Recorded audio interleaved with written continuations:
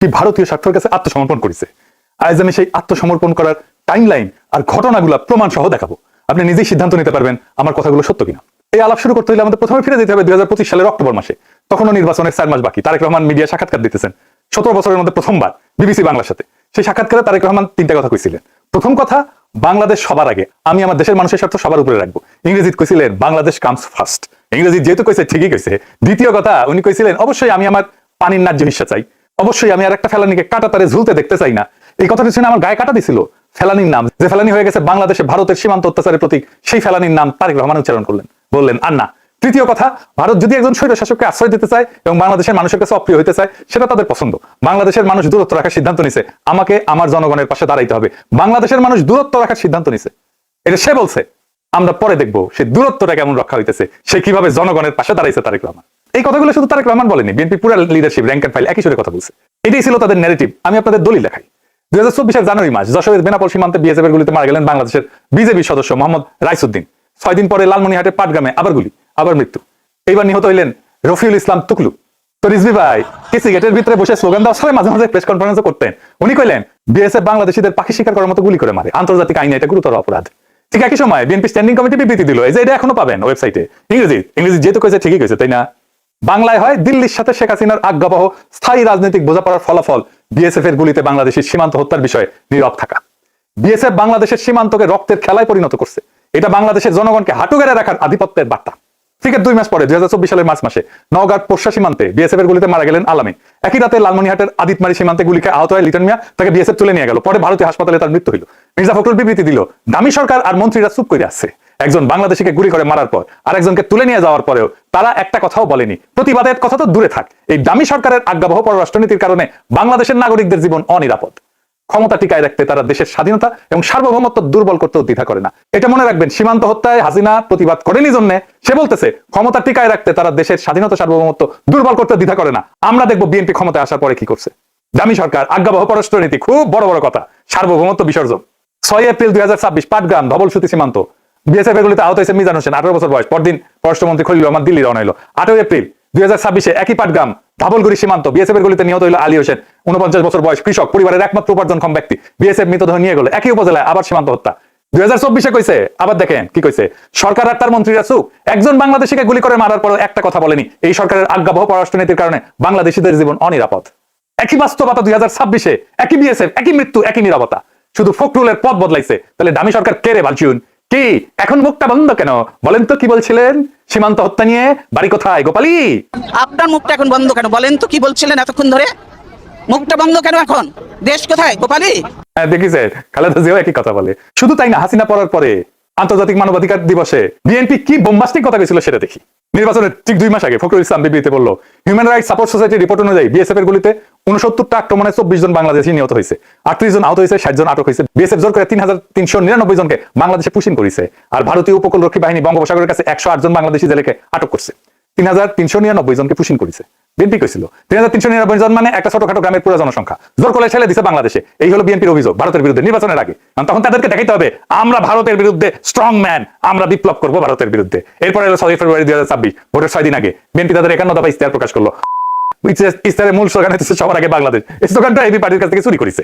AB party দেখেন তাদের সকল রাজনৈতিক কর্মসূচিতে এই স্লোগান বারবার ব্যবহার করছে। বিএনপি সামনে এই স্লোগান মেরে দিচ্ছে। এটা স্লোগানের লোভ সামলাইতে পারে না। জনগণের সম্পদ, রাষ্ট্রের বিপুল সম্পদের লোভ কেমনে সামলাবে? আর একটা রাজনৈতিক স্লোগান তৈরি করতে পারে না, এতটাই দেউলিয়া ওরা। কয়েক ছবি দেখান, ইতিহাসে তারিখগুলো দেখান। হ্যাঁ দেখেছেন কার স্লোগান কে মারিছে? দুলায় অন্ধকার। আরেকটা স্লোগান ছিল ফ্রেন্ডস ইয়েস মাস্টার্স নো, বন্ধু চাই প্রভু না। ইসরায়েল কি ছিল? সীমান্তে গুলি বর্ষণ বন্ধ করতে কঠোরতম অবস্থান, হাসিনা আমলে সব বিদ্যুৎ জ্বালানি চুক্তি পূর্ণ পর্যালোচনা, তিস্তার পানি ফারাক্কা চুক্তি, এই সমস্ত বালসাল মেলা কিছু বলছিল।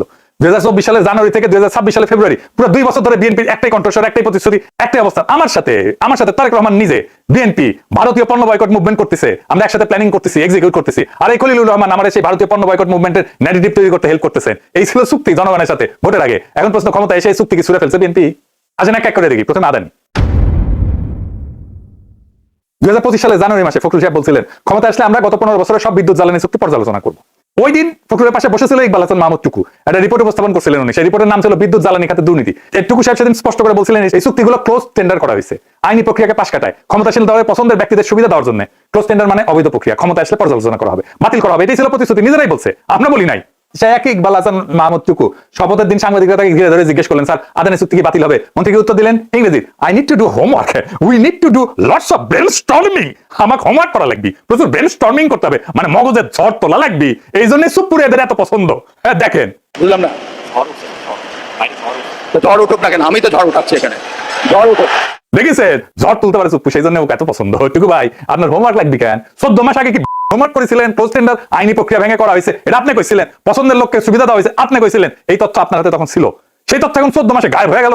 নাকি তথ্য বিরোধী দলে থাকার জন্য ছিল, মন্ত্রী হওয়ার পর আর দরকার নাই? নাকি তখন হুদাই করেছিলেন বালসাল মানুষজনকে তাপ্পা দেওয়ার জন্য, প্রতারণা করার জন্য? এরপরে ব্লুমবার্গ একটা রিপোর্ট প্রকাশ করলো, এখানে লেখা হলো বিএনপি সরকার আদানি চুক্তি বাতিল করবে না, বিএনপি সরকার আদানি চুক্তি নেগোশিয়েট করবে, দাম নিয়ে দরকার হিসাবে চুক্তি থাকবে। বাহ, সব বরাবর হয়ে গেছে ইন্ডিয়ার সাথে, বুঝতে চাও? বাতিলের প্রতিশ্রুতি ছিল, হইলো রিনেগোসিয়েশন, দেখাইলো মুরগি খাওয়াইলো ডাল। এই হইতেছে বিএনপি। এই রিনেগোসিয়েশন কি হঠাৎ 16 ফেব্রুয়ারি পরে হয়েছে? হয়নি। এই সিদ্ধান্তের প্রস্তুতি অনেক আগে থেকেই চলতেছিল, এবং সেই প্রস্তুতির একটা মুখ ছিল, একটা নাম ছিল শামা ওবায়েদ। 2024 সেপ্টেম্বরে প্রণয় ভার্মার সাথে বিএনপির যে প্রতিনিধি দল বৈঠক করছিল, সেখানে 4 জন ছিল, তার একজন ছিল শামা ওবায়েদ। কে করছিল? ফখরুল, সালাউদ্দিন, নিতাই রায় চৌধুরী এবং শামা ওবায়েদ। এবার বুঝেছেন তো নিতাই রায় চৌধুরী কোন কোটায় সংস্কৃতি মন্ত্রী হয়েছে? ইন্ডিয়া তার ন্যারেটিভ বাংলাদেশে পুশ করে আর্ট কালচার দিয়ে, সেই ফ্রন্টে কেন নিতাই রায় চৌধুরী? বুঝেছেন তো? যাই হোক, শামা ওবায়েদের প্রসঙ্গ আছে। নিতাই রায় চৌধুরী সবসময় ইন্ডিয়ার সাথে মিটিং এ থাকে, আমি পরে আবার দেখাবো। শামা ওবায়েদ কে? বিএনপির সেক্রেটারি জেনারেল ছিল প্রয়াত কে এম ওবায়দুর রহমানের কন্যা। এবং গুরুত্বপূর্ণ তথ্য হইতেছে 2025 সালের নভেম্বর পর্যন্ত এই শামা ওবায়েদ ছিল আমেরিকান নাগরিক, 2টা পাসপোর্ট। বছরের পর বছর এই শামা ওবায়েদ জানুয়ারি 2025 একটা সাক্ষাৎকার দিয়েছেন। কাকে? এএনআই, এশিয়ান নিউজ ইন্টারন্যাশনাল, ভারতীয় সংবাদ সংস্থা বিজেপির মাউথপিস, দিল্লি ভিত্তিক। এএনআই তাকে আদানি নিয়ে প্রশ্ন করলো, কি উত্তর দিলেন? নিজের কথায় পড়ে শোনায়, ইংরেজি যেহেতু কইছে তাহলে ঠিকই কইছে।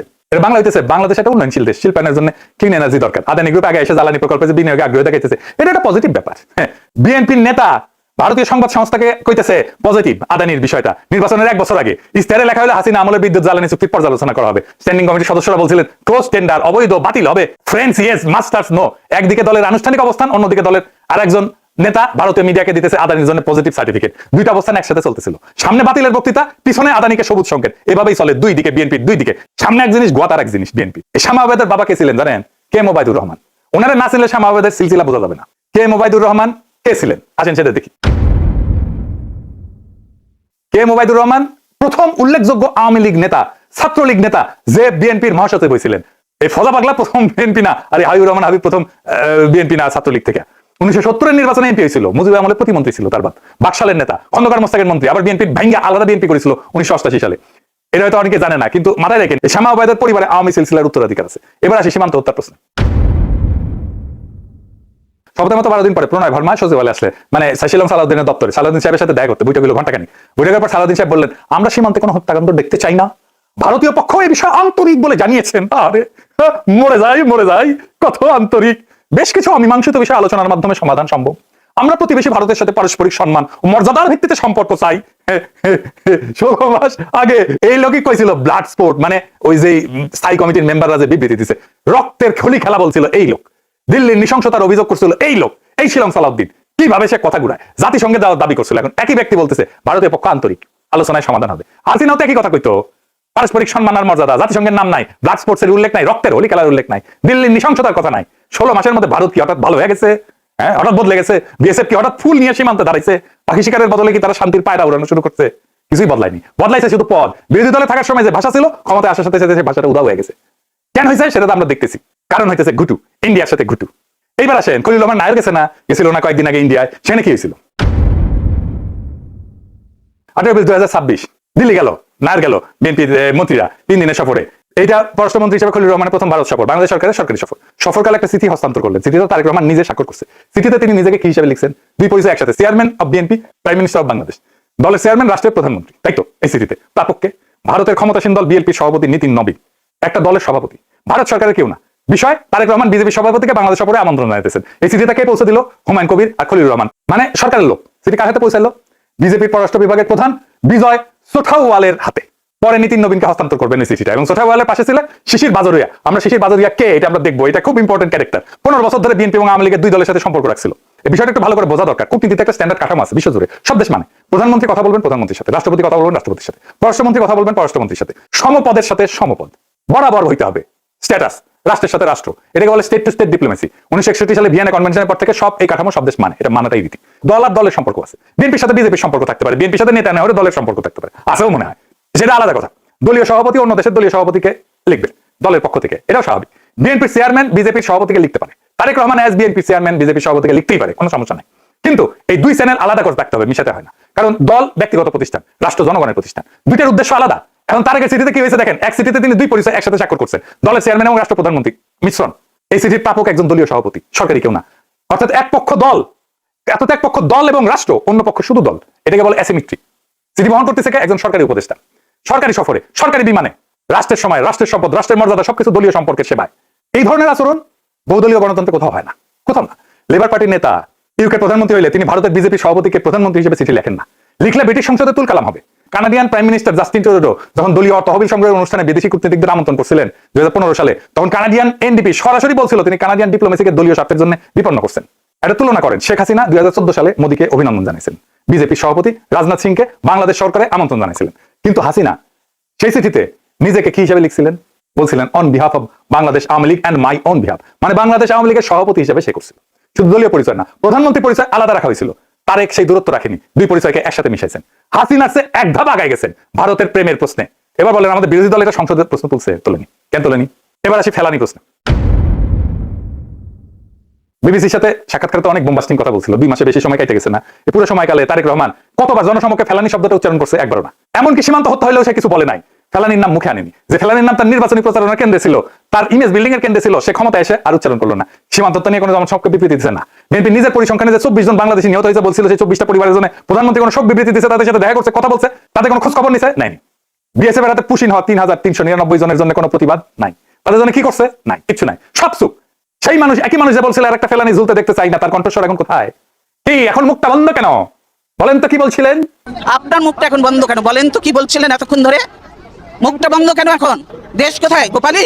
আর একটা প্রতিশ্রুতি ছিল তিস্তা জাতিসংঘে যাবে, এটাও তারেক রহমান নিজে বলছিল ফেব্রুয়ারি 2025-এ। শুধু তাই না, তিস্তা কথা বলছে খলিলুর রহমান। গঙ্গার পানি বন্টন চুক্তি 1996 সালে করছিল, 30 বছরের চুক্তি। এই চুক্তির মেয়াদ শেষ হচ্ছে ডিসেম্বর 2026-এ, 8 মাস পরে, এই ডিসেম্বরে গঙ্গা চুক্তির নবায়ন নিয়ে কোনো কথা বলছে না, বলেনি। তিস্তা মাস্টার প্ল্যান নাকি করবে, ইন্ডিয়া বাগদা দিয়েছে, তিস্তা মাস্টার প্ল্যানের কথা বলছে না, বলেনি। জাতিসংঘের কথা তুলছে না, বলে। পানির ন্যায্য হিসার কথা বলছে না, তোলেনি। যা যা তোলা সম্ভব ছিল কিছুই তোলা হলো না। আপনার হাতে 5টা তাস আছে, আপনি একটা টেবিলে রাখলেন, এর মানে 2টার একটা, হয় আপনি খেলতে জানেন না, না হয় আপনি খেলতে চাইতেছেন না। প্রথমটা অজ্ঞতা, দ্বিতীয়টা আজ্ঞাবহতা। ডিপ্লোম্যাটের বিশ্লেষণে একটা কথা বলছে যে এই যে গঙ্গার পানি চুক্তি, এইটা এজেন্ডার মধ্যে ছিল না, আলোচনাতেই আনা হয়নি। তবে একটা জিনিস খুব দ্রুত হয়েছে, কোনটা? অসাধারণ দ্রুতভাবে হয়েছে। কি সেটা? ভিসা ভিসা ভিসা, ভারতীয় পর্যটন ভিসা। হাসিনা পতনের পর বাংলাদেশের জন্য ভিসা বন্ধ হয়ে গেছিল না? 25 সালের নির্বাচনের ঠিক আগে পুরোপুরি বন্ধ হয়ে গেছিল, নিরাপত্তার কারণ দেখায়। শপথের মাত্র 7 দিন পর 24 ফেব্রুয়ারি বাংলাদেশ সরকার ভিসা প্রক্রিয়া পুনরায় চালু করলো বাংলাদেশ থেকে। 7 দিন হিসাব মিলান, আদানি চুক্তি বাতিল, হোমওয়ার্ক দরকার, সীমান্ত হত্যা তদন্ত দরকার, আলোচনায় সমাধান, তিস্তায় জাতিসংঘ অনুপস্থিত, গঙ্গা চুক্তির নবায়নের চাপ, এগুলো অনুপস্থিত, ফেলানির নাম উচ্চারণ শূন্য, ভিসা 7 দিন। তাহলে বিএনপির কাছে কোনটা অগ্রাধিকার? জনগণের সাথে প্রতিশ্রুতি, তার স্লোগান, তার ন্যারেটিভ, নাকি দিল্লির কাছে দায়বদ্ধতা? ভিসা দিছে আবার রোগী নিবে, শপিং এ যাবে আমাদের লোকজন, কলকাতা আবার মুখরিত হবে বাংলাদেশের টাকা। এই তো হিসাব। 60 দিন মানে 2 মাসে, 2 মাসের মধ্যে এত সব ঘটনা ঘটে গেছে, প্রত্যেকটা প্রতিশ্রুতি ভেঙে পড়ছে, প্রত্যেকটা স্লোগান উল্টে গেছে, প্রত্যেকটা বাক্য মিথ্যা হয়ে গেছে। এটা স্বাভাবিক না। সরকার বদলাইতে সময় লাগে, পলিসি রিভার্সালে সময় লাগে, একটা ক্যাবিনেট সিদ্ধান্ত লাগে অনেক সময়, আন্তর্জাতিক চুক্তি রিনেগোশিয়েট করতে লাগে মাসের পর মাস, বছরের পর বছর। নীতিগত পরিবর্তন এত দ্রুত হয় না। এই 60 দিনের মধ্যে এই কাজগুলো হলো কি করে? আর এটার একটাই উত্তর আছে, এটা নীতিগত পরিবর্তন না, এটা প্রস্তুতির প্রকাশ, দীর্ঘ প্রস্তুতির প্রকাশ। এই প্রস্তুতিটা আগে থেকেই ছিল, শপথের পর শুধু প্রকাশ হয়েছে। কিভাবে? ইন্ডিয়ার একটা কৌশল আছে, সেই কৌশল দশকের পর দশক ধরে কাজ করছে। এই কৌশল বুঝতে হলে আপনাদের একজন মানুষের নাম জানতে হবে। নাম কি? শিশির বাজোরিয়া। কে শিশির বাজোরিয়া? কলকাতার ব্যবসায়ী, ইস্পাত ব্যবসার সাথে জড়িত। এই পর্যন্ত সাধারণ তথ্য, কিন্তু গুরুত্বপূর্ণ তথ্য হইতেছে শিশির বাজোরিয়া শুধু ব্যবসায়ী না, তিনি বিজেপির সদস্য, তো সাধারণ সদস্য না, ওভারসিজ ফ্রেন্ডস অফ বিজেপি এই সংগঠনের কোর কমিটির সদস্য। ওভারসিজ ফ্রেন্ডস অফ বিজেপি এটা কি? এটা বিজেপির সেই শাখা যা বিদেশে বিজেপির প্রভাব বিস্তার করে, বিদেশি সরকারগুলোর সাথে সম্পর্ক রক্ষা করে। এদের কাজ হলো বিজেপির ব্যাক চ্যানেল ডিপ্লোমেসি রক্ষা করা। এই শিশির বাজোরিয়া তিনি এমন একজন মানুষ যে বাংলাদেশের প্রধান 2 দলের শীর্ষ নেতৃত্বের সাথে দীর্ঘদিন সম্পর্ক বজায় রাখছে, বিএনপির সাথে, আওয়ামী লীগের সাথে, একসাথে 15-20 বছর ধরে। এটা আকস্মিক না, এটা কাকতালীয় না, এটা পরিকল্পিত কৌশল। কৌশলটা কি? ভারত কখনো একটা ঘোড়ার উপরে বাজি ধরে না, সামনে একটা সম্পর্ক রাখে, পিছনে অন্যটা। কূটনীতির ভাষায় এই কৌশলকে বলে ফ্রন্ট চ্যানেল এবং ব্যাক চ্যানেল ডিপ্লোমেসি, মানে সামনে পিছনে 2 দিক দিয়ে লাগায়। এজন্য 2024 হাসিনা যখন পড়লো ফ্রন্ট চ্যানেল বন্ধ হইলো, কিন্তু ভারতকে অসহায় হয়ে গেল না, ব্যাক চ্যানেল সেদিনই সামনে এসে নতুন ফ্রন্ট চ্যানেল হয়। এটা শুধু থিওরি না, এটা আপনাকে দলিল সহ দেখাইতেছি।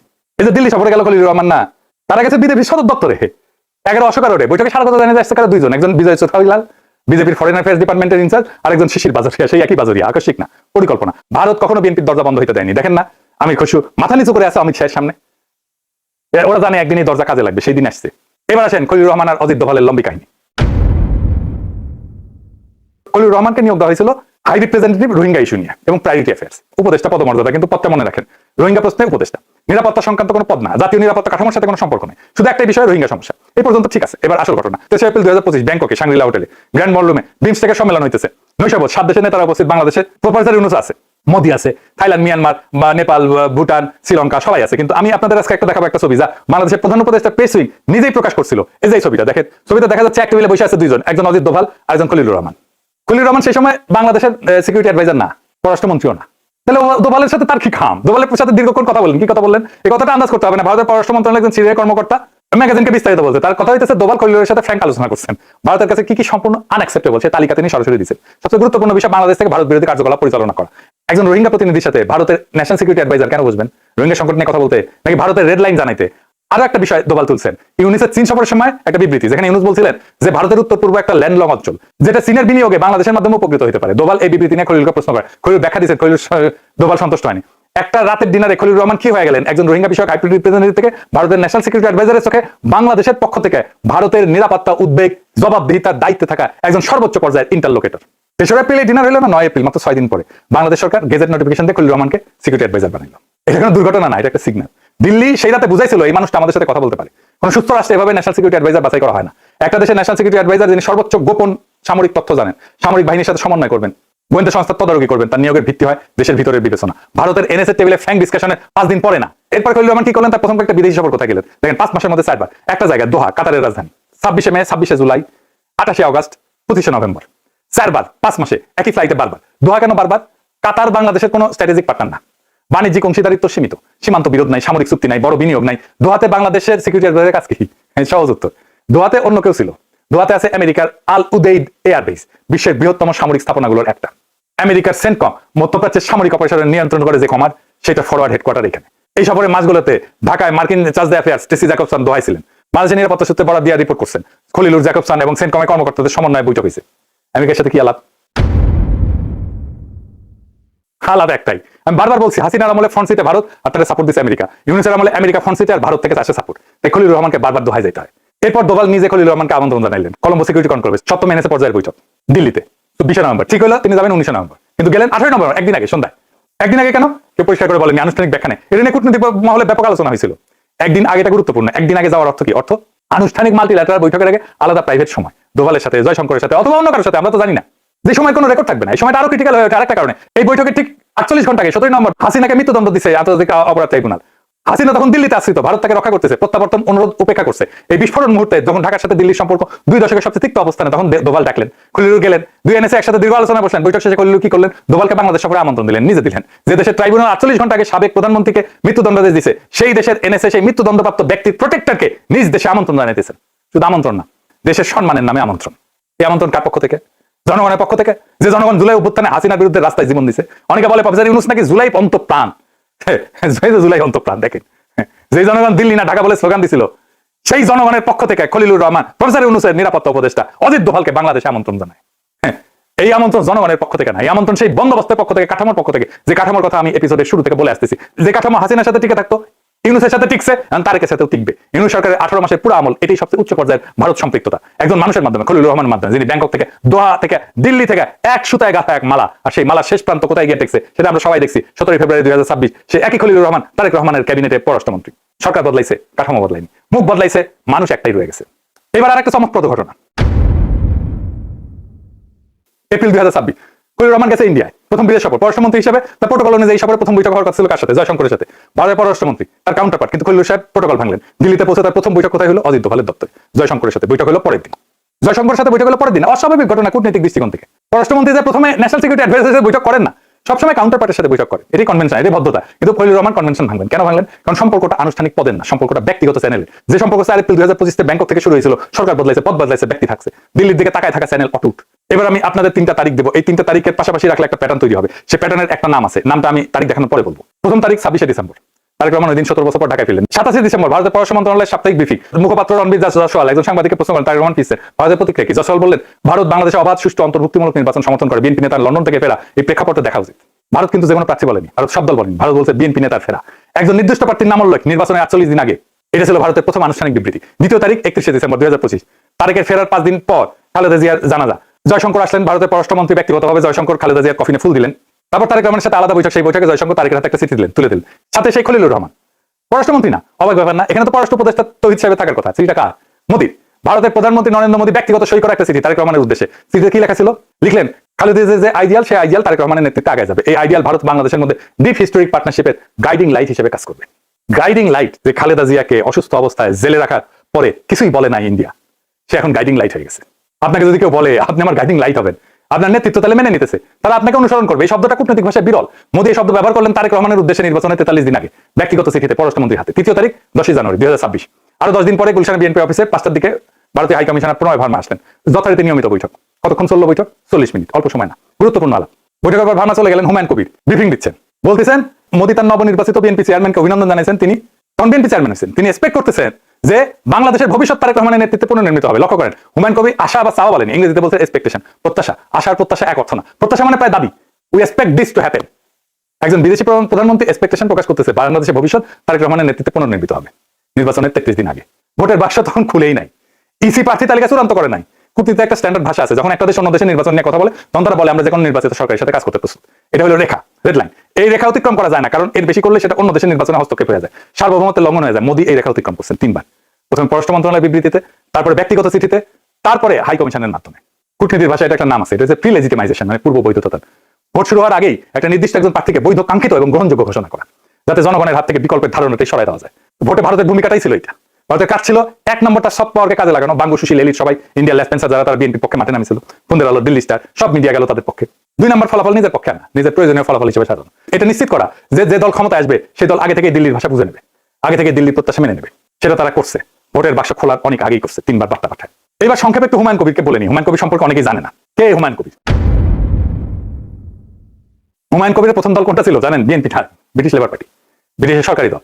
লেবার পার্টির বেন্থাল গ্রিন এবং বাউথ কনস্টিটিউয়েন্সির সেক্রেটারি ছিলেন। এটা পূর্ব লন্ডনের একটা বাংলাদেশি অধ্যুষিত কনস্টিটিউয়েন্সি। 2008 সালে তিনি লেবার পার্টি ছেড়ে যোগ দিলেন বিএনপিতে। লন্ডন বিএনপির কাজ শুরু করলেন। কিন্তু বিএনপির হয়ে যখন কাজ করতেছে তখন কবির সাহেব চাকরি করলেন কোথায় জানেন না? UK cabinet office. UK cabinet office কি জিনিস জানেন? এটা ব্রিটিশ সরকারের একদম কেন্দ্র, যেখানে ব্রিটিশ প্রধানমন্ত্রী বসেন, সেখানে সব মন্ত্রণালয়ের মধ্যে নীতি সমন্বয় হয়, সেখানে ইন্টেলিজেন্স ব্রিফিং আসে, সেখানে বিদেশ নীতি স্ট্র্যাটেজিক পরিকল্পনা হয়। 10 ডাউনিং স্ট্রিটের ঠিক পাশেই এখানে চাকরি করছে সে।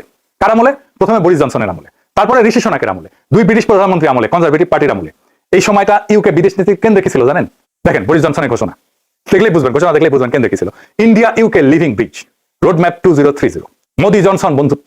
ঋষি সোনাক নিজে হিন্দু, ইনফোসিসের জামাই, মোদির সাথে কম্প্রিহেন্সিভ স্ট্র্যাটেজিক পার্টনারশিপের চুক্তি করছিল। এই সময় ব্রিটিশ ভারত সম্পর্ক সর্বকালের সবচেয়ে উষ্ণ, এবং সেই সম্পর্কে কেন্দ্রে ছিল ইউকে ক্যাবিনেট অফিস। সেখানে হুমায়ুন কবির চাকরি করছে। তো হুমায়ুন কবির কার মাল? হ্যাঁ, সে এমন কাঠামোর ভিতরে কাজ করছে, ব্রিটিশ কাঠামোর ভিতরে, যেমন ব্রিটিশ পররাষ্ট্রনীতি ভারত কেন্দ্রিক। মিলে এবার সব এপিসোড বড় হয়ে যাচ্ছে, কিন্তু এগুলো না বললে হবে না। সবগুলো একসাথে না বললে বুঝতে পারবেন না কোনটার সাথে কি রিলেশন। এরপর একটা ঘটনা একটু বলতেই হবে, আসেন সেটা একটু বলি। বিজেপি নেতারা কবিরকে একটা বই উপহার দিচ্ছেন, বইয়ের নাম হচ্ছে হোয়াই ভারত ম্যাটার্স। এই বইয়ের লেখক কে? জয়শঙ্কর। এটা কোনো নিউট্রাল উপহার না, এটা একটা ইডিওলজিক্যাল প্রিমিয়ার। বাংলাদেশের নতুন পররাষ্ট্রনীতি নির্ধারকদের হাতে তুলে দেওয়া হয়েছে ভারতের বিশ্বদৃষ্টি কিভাবে চিন্তা করতে হবে সেটা। এটা গাইড বুক। এখানে বলছে ভারত মানে ইন্ডিয়া না, ভারত মানে একটা সভ্যতা, একটা সিভিলাইজেশন প্রজেক্ট, এবং সেই সভ্যতার অংশ বাংলাদেশ। আমাদের উচিত সেই সভ্যতাকে গ্রহণ করা। নতুন ছাত্রদের জন্য টেক্সট বুক, যে টেক্সট বুক আওয়ামী লীগও পড়ছে, মানছে। এই একই বৈঠকে বিজেপি নেতারা একটা বিষয় উঠেছে। তারা বলেন অতীতে বিএনপি সরকারের আমলে ভারত বিরোধী ইনসার্জেন্ট অ্যাক্টিভিটি চলছিল বাংলাদেশ থেকে, এটা ভারতের অভিযোগ। সেই অভিযোগ ভারতের কাছে এখনো আছে। কথাটার মানে কি? এটা একটা সাধারণ স্মৃতিচারণ না, এটা একটা সূক্ষ্ম রিমাইন্ডার। মোটামুটি বাংলা অনুবাদ করলে যা দাঁড়ায়, তোমাদের পুরোনো ফাইল আমাদের কাছে আছে, সঠিকভাবে চললে সেই ফাইল বন্ধ থাকবে, ভুল করলে ফাইল আবার খুলে যাবে। বুঝাও বুঝাও, এটা চাপ, নরম ভাষা কিন্তু পরিষ্কার চাপ। তাদের টেক্সট বুক গ্রহণ করা হলো, রিমাইন্ডার শোনা হলো, বৈঠক শেষ হলো। এই ধরনের বৈঠকের একটা কূটনীতিক ভাষার নাম আছে ওরিয়েন্টেশন সেশন। নতুন ছাত্রদের প্রথম দিনের ক্লাস, এখানে বলে দেওয়া হয় এই বিশ্ববিদ্যালয়ের নিয়ম কি করতে হবে, কি করা যাবে না, কোন বইটা পড়তে হবে। হ্যাঁ বুঝছাও, এই যে মিলন সাহেব, মিলন ভাইয়ের মতো আর কি। তোমরা কেমন আছো? ঠিক মতো লেখাপড়া করো তো? করতে হবে, নকল আর হবে না। এই তোমরা কেমন আছো? পড়াশোনা ঠিক মতো করো তো? করতে হবে, নকল আর হবে না। সার্বভৌম রাষ্ট্রের কূটনীতিতে এই ধরনের দৃশ্য বিরল। বিরল কারণ স্বাধীন দেশে পররাষ্ট্রনীতি নির্ধারকরা বিদেশে যায় ওরিয়েন্টেশন নিতে যায় না, তারা ইকুয়াল হিসাবে যায়। কিন্তু কবির খলিলুর কাছে অংশ নিলে। এবার আমি আপনাদেরকে 2টা ঘটনা পাশাপাশি দেখাবো, একদিকে চীন, অন্যদিকে ইন্ডিয়া।